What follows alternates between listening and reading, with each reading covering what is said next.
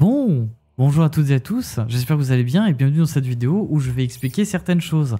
Bon alors vous l'avez vu dans le titre, je vais parler de pas mal de choses très importantes qui vont se passer dans les prochaines semaines, prochains mois et de choses qui se sont passées dans les dernières semaines, derniers mois.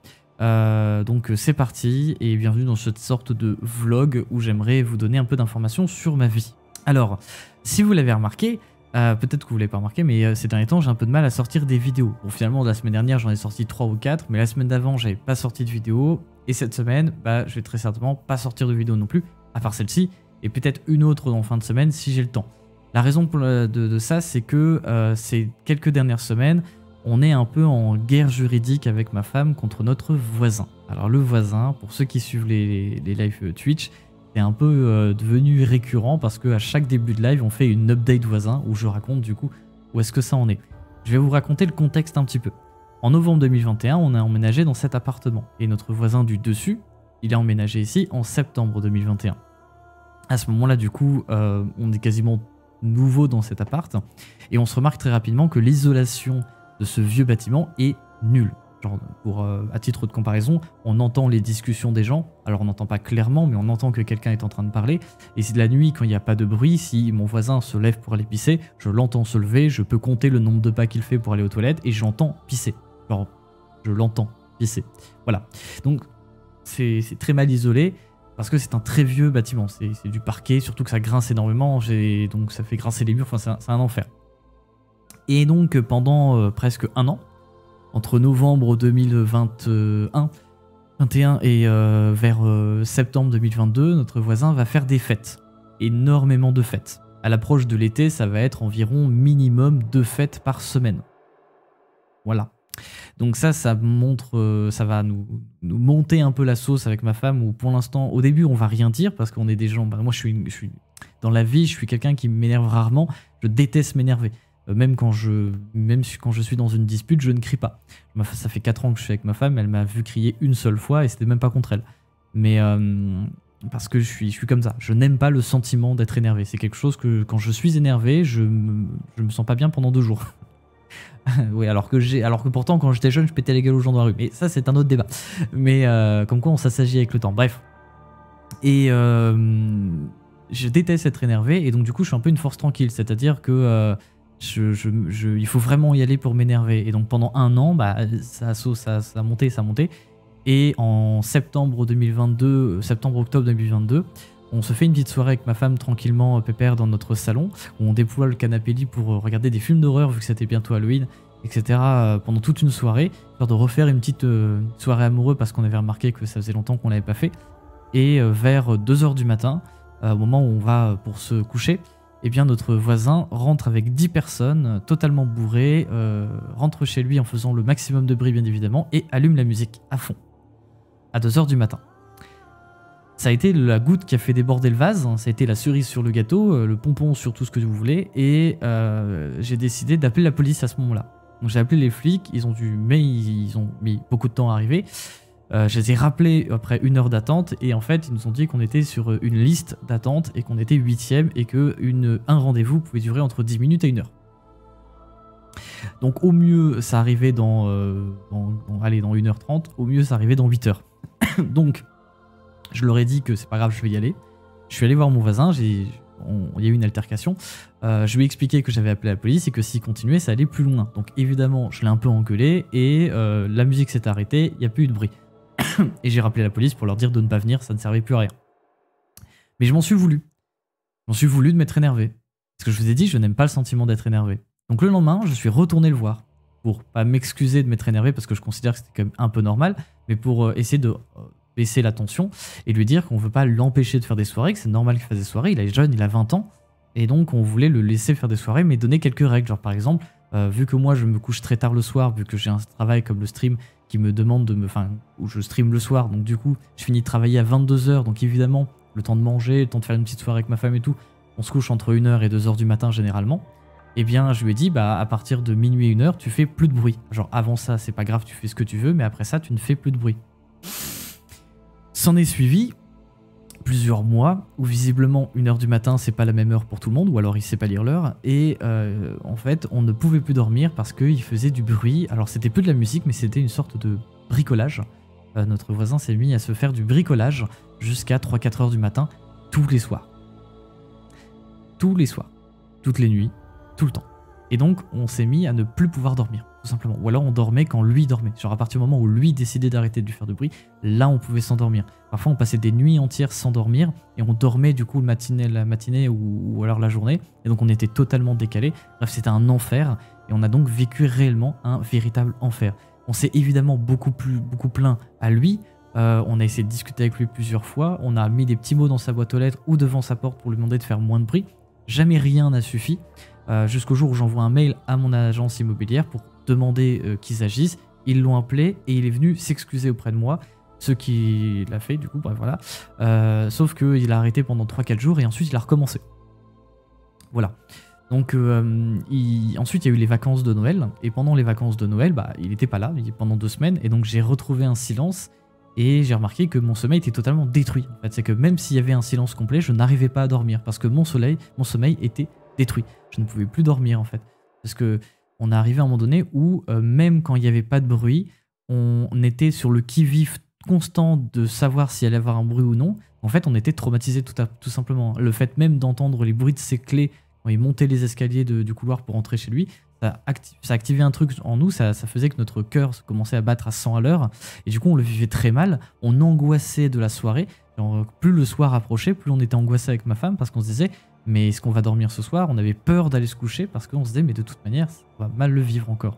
Surtout que ça a commencé à créer des tensions entre moi et ma femme parce qu'on dormait pas ou alors parce qu'on était juste tendus tout le temps.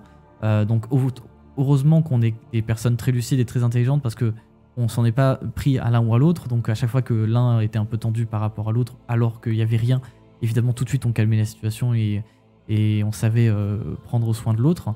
Mais ça aussi a eu des conséquences professionnelles. J'ai eu énormément de mal à faire ce que j'avais envie de faire sur Twitch notamment, parce que bah du coup, j'ai pas eu la force de faire les événements que je voulais faire, de faire les goals que je devais faire, de faire les vidéos que j'avais envie de faire. Bref, il y a énormément de choses que j'aurais voulu faire, que je n'ai pas fait, parce que j'avais tout simplement pas la motivation. J'étais totalement déprimé, parce que manque de sommeil, manque de motivation, manque de tout en fait, voilà. Je mangeais plus, il y avait un moment donné où vraiment j'avais du mal à manger la journée parce que même si j'avais faim, j'avais pas l'appétit parce que j'étais juste déprimé de la situation. Donc ça arrivait à un moment donné où il y a quelques semaines, il a fait du bruit de 2h à 9h30 du matin. Et à ce moment-là, j'ai pété un câble, je l'ai chopé dans le couloir quand il descendait de chez lui et je lui ai dit c'était pas possible. Et là il m'a dit cette magnifique phrase, mais j'ai le droit de vivre. Alors quand il m'a dit ça, je me suis repensé aux 4 derniers mois que je venais de passer sans dormir, où je vivais plus, ou plutôt qu'on vivait un enfer avec ma femme, et il me dit j'ai le droit de vivre.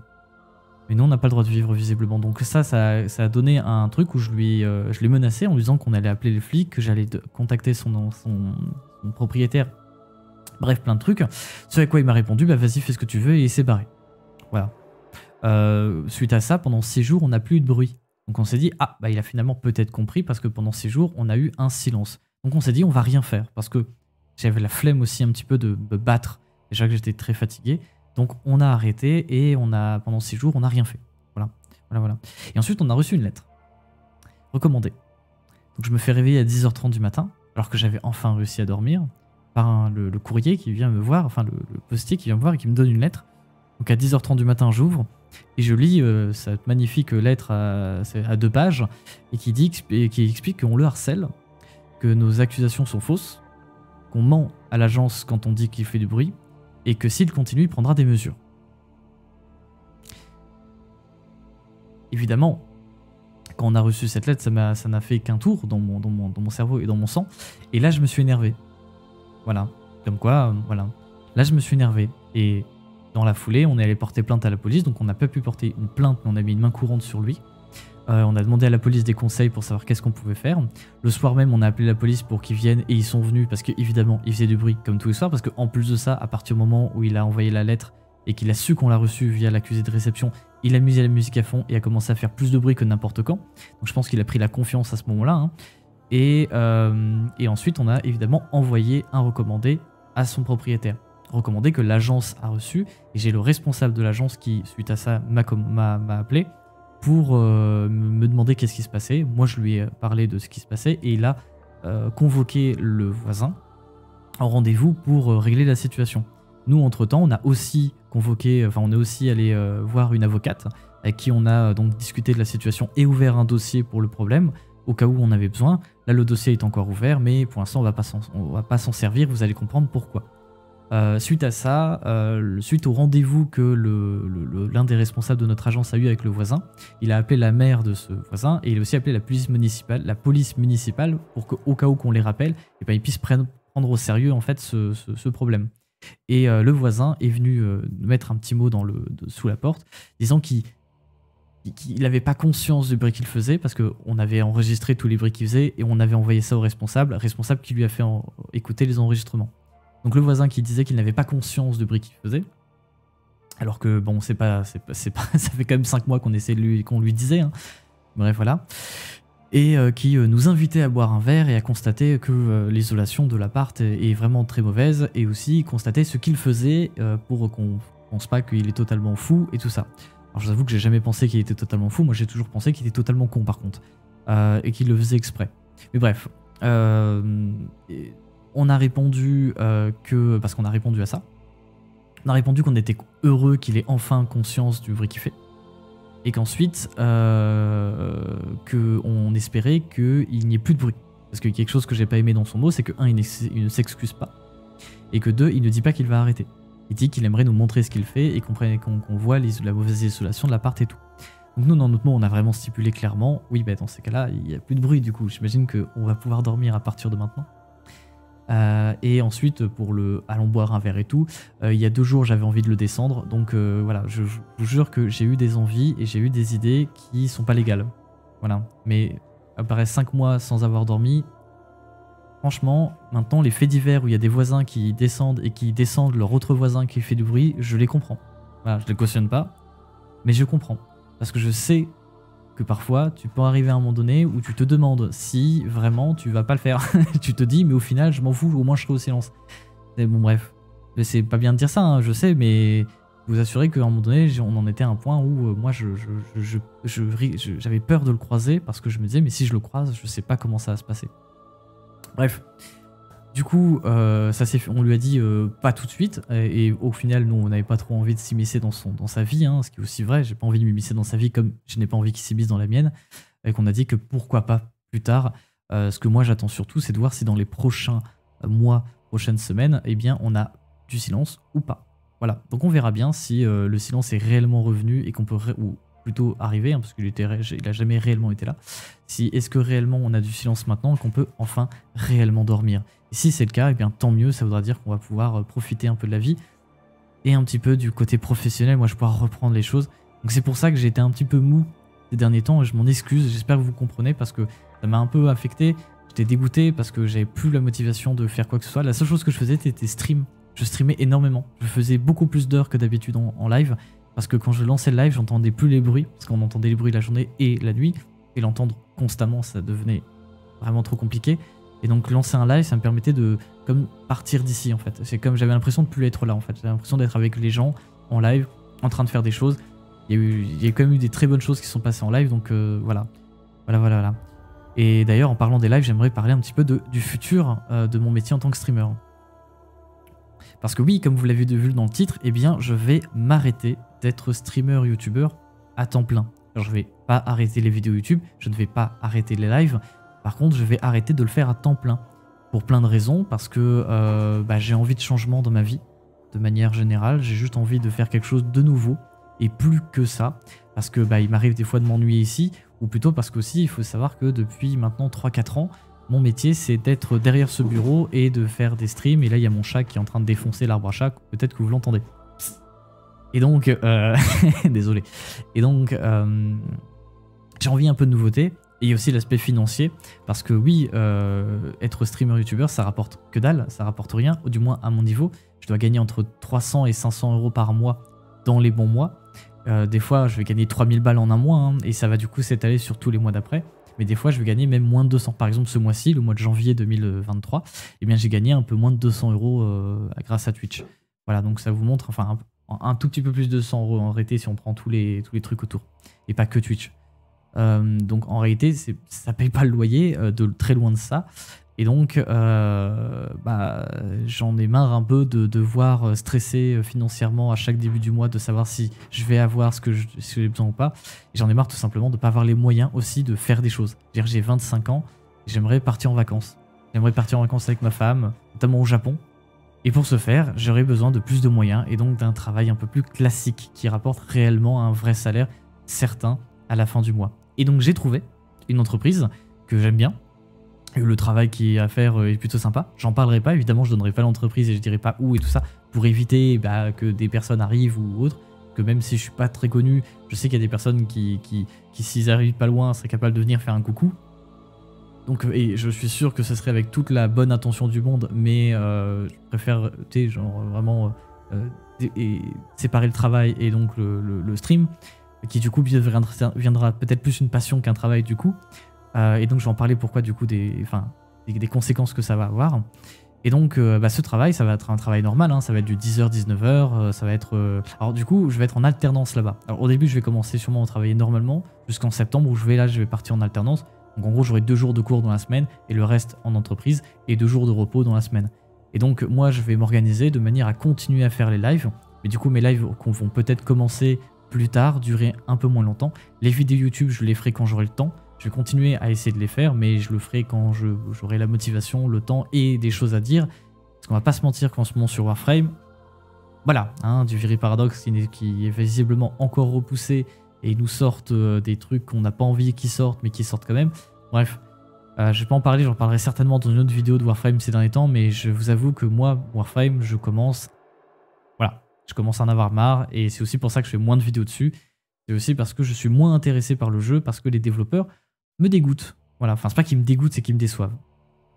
Voilà, ils me déçoivent énormément. Donc tant qu'ils me auront pas regagné mon amour, j'ai du mal à travailler sur ce jeu. Voilà. Parce que j'ai du mal à jouer à ce jeu. Bref.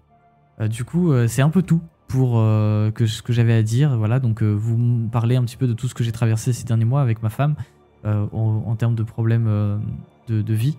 Et juste vous parler donc de ce futur où je vais très certainement donc arrêter d'être streamer et youtubeur à temps plein, mais pas arrêter totalement de stream ou de faire du YouTube, parce que j'aime ça, donc j'arrêterai jamais, et puis j'ai pas dépensé autant d'argent dans tout ça, ou je me suis pas fait chier à faire tout ça pour arrêter, et c'est aussi, je le fais pas que pour l'argent, je le fais parce que j'aime ça, et en vrai, après 3-4 ans, je pense pas que je pourrais m'arrêter du jour au lendemain comme ça. Donc de toute manière, je m'arrêterai jamais, je pense, mais voilà. Voilà. Donc merci à toutes et à tous d'avoir regardé cette vidéo, j'espère qu'elle vous aura plu d'une certaine manière. Et n'hésitez pas à venir me voir du coup en live.